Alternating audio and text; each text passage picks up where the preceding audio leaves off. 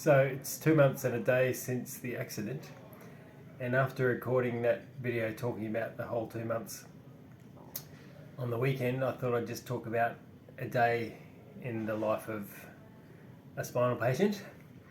So today was a pretty busy day, and there's a few sort of icky, gory bits. So that's just going to be in there, so if you don't like it, close your ears. And I'm going to make many recordings because I'm going to look at the notes of what happened and then talk about it. So first thing is, and also I was going to do this as a podcast, but it was too hard to figure that out, so it's just a YouTube. Sorry about the visuals, you'll just have to look at my face. So yeah, I started at 7 in the morning and I had my pee bag removed. So I'm starting to trial intermittent catheters, which means you just put it in when you need to pee, and the idea is to do it 4 times a day and to limit your drinking so you don't overfill your bladder. And then I had to wait in bed for hours until there was a commode, which is a seat which you can go over the toilet and you can have a shower while you're sitting in that seat. And yeah, the commode that I used, that was perfect. Well, good enough for the rest of my stay. Went missing on the weekends. I've had these other ones and I've had little problems with them, but anyway, finally sorted that, went to a shower and then went off to gym, which is 10 a.m, but I got there a tiny bit late because it takes so long to get dressed and do that kind of stuff. And the shower was pretty late. Poop and shower. Yeah, I don't know if I should talk about how to do a poo. Basically, you just scoop it out with your finger, you put gloves on and lube it up. And it's pretty simple. And you hope that there's enough space in there to last you 24 hours, and it seems to work. Yeah, I've had a pretty good run here. So yeah, gym, we had a new guy since my normal gym trainer, physio, was skiing this week. And he was fantastic. So we started off doing 180 transfers. So basically that means you're sitting facing this way and there's you got your legs in a gap, and then you transfer onto a soft bench facing the opposite direction. So the idea is it's training for if you go into a toilet and there's walls on both sides and you can't go beside it to transfer from your wheelchair to the toilet seat, which normally we don't do, we use commodes, but it's nice to not have to need that commode. Then you can just face the toilet and transfer, swiveling your whole body around to land on the toilet. It sounds pretty extreme, and I've been trying to do these 180 commode transfers, 180 transfers in a way that I'm not slamming down and that I'm aiming well. And this guy, he got me to do it even slower. I've been trying to add control, but he did it even better. And so I was just going up and then just waiting and then deciding whether I want to keep going or come back, and it was just awesome. And he also got me to find the point where I tip forward, and your instinct is to go like that, like pull your hands up, which makes you tip forward even more. But all you need to do is lift your hands up or lift your head up, because you lean your head a long way forward so the weight is on your legs. And if you lean way too far, you can tip in front of your legs, but that basically never happens because you never tip far enough. So he got me to that point anyway, and yeah, you're further away from it than you think. That's the point of the exercise. So that was good, but the problem was that my bladder is a little bit buggered at the moment. The opening at the bladder base, or whatever it's called, is not closed properly, or it's probably just open. And whenever I do some exertion, like these kind of lifting up things, it gets through. So we noticed that there was like a little damp patch in my pants and on the couch thing that I was transferring to and from. And he sort of looked at me, and I think he thought I might be embarrassed and I might want to stop, but basically he was kind of, without saying anything, just saying, well, I don't care if you don't care. So we kept doing the exercise and we just mopped up with a towel, and he cleaned up, of course. They're used to that kind of thing. So that was great. And then after that, I was a little late because I had to clean myself up. Went to the urology section, the urine nurses, and got a pee bag thing that just goes on the front. And after that, went out to meet with the transitions guys. They're the experienced wheelchair users, like for real. So it was a couple of guys that I've done a few drills with already, and someone from occupational therapist. I don't know if I should drop names because I like these people, but I just don't want to get them in any shit. But they're all fantastic. So we went around the block, just like an endurance kind of thing.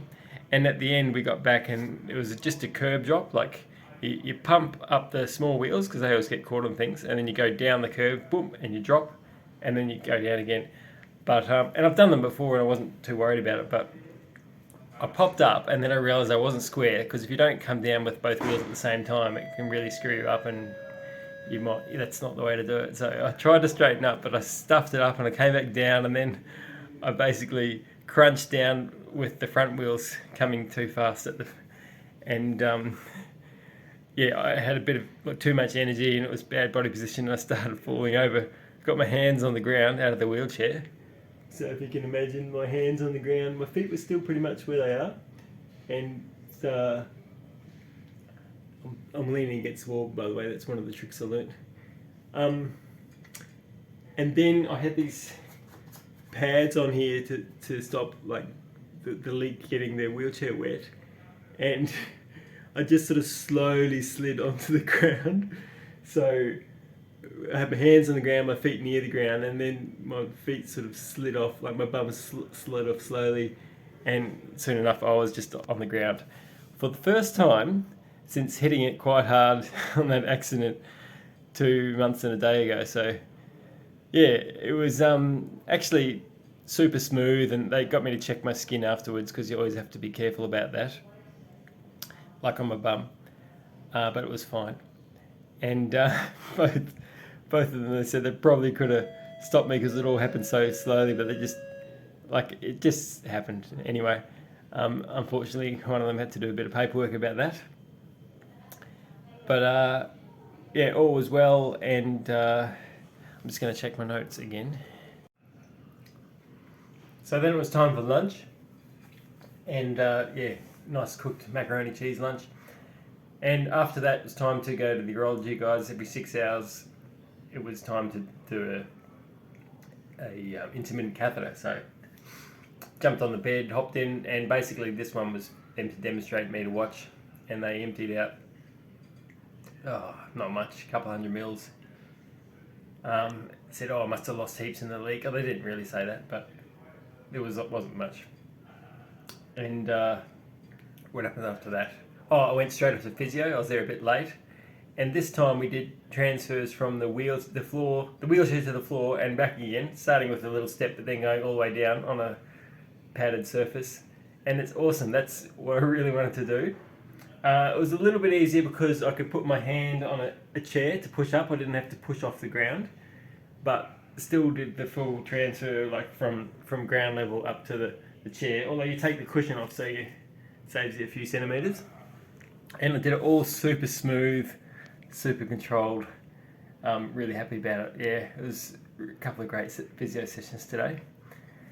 And after that, pretty much knocked off. And did I do some more? I did some more occupational therapy stuff. So we went back to the ward, and I did some 180 transfers, just side-by-side transfers to start with onto this lower toilet.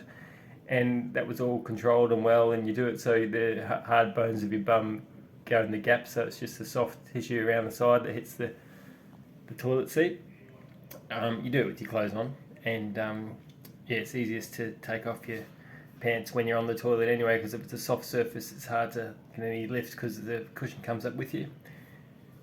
So yeah, we did that and did a 180 transfer at the end, and they all went really well. And then basically it was day off, like I could clock out. So gave an old paragliding buddy a call, had a chat to him about some hyperfly thing he wants to do in the north of the island here. And had a quick chat to the doctor. They want to put me on pills to get around this leakage problem, but I kind of want to delay it a bit more. And this catheter thing's been in it for 9 weeks, so taking it out, maybe it needs a bit of time to adjust. I'm sure they're all going to disagree with me, but I don't really care about leaking a bit now and then. It's not too much of a drama. I don't really get a kidney infection, but I don't think that's as risky, but I haven't had a good chat to them about that. But anyway, so then a mate who actually had a spinal injury of his own years ago, but he's more or less okay. He's just got a few little quirky problems, like headaches and funny things with some of his fingers some of the time. But yeah, what happened with him is he was standing on this rock ledge, rock climbing, but he wasn't doing any climbing, and he just fainted and fell off, and he cracked his neck, and he's still missing a couple of vertebrae, and they did an operation on him, and they told him to say his goodbyes to his family because there's a good chance that he wasn't going to make it and he was just going to lose everything. But they did a good job, and he's basically okay. So we had a good chat. It was really nice to catch up with him. I kind of heard about that accident, but I still forgot all the details, and pretty much slipped my mind. So there's a lot of times where I thought, shit, maybe I should have been a bit nicer to people in the past and visited them in the hospital.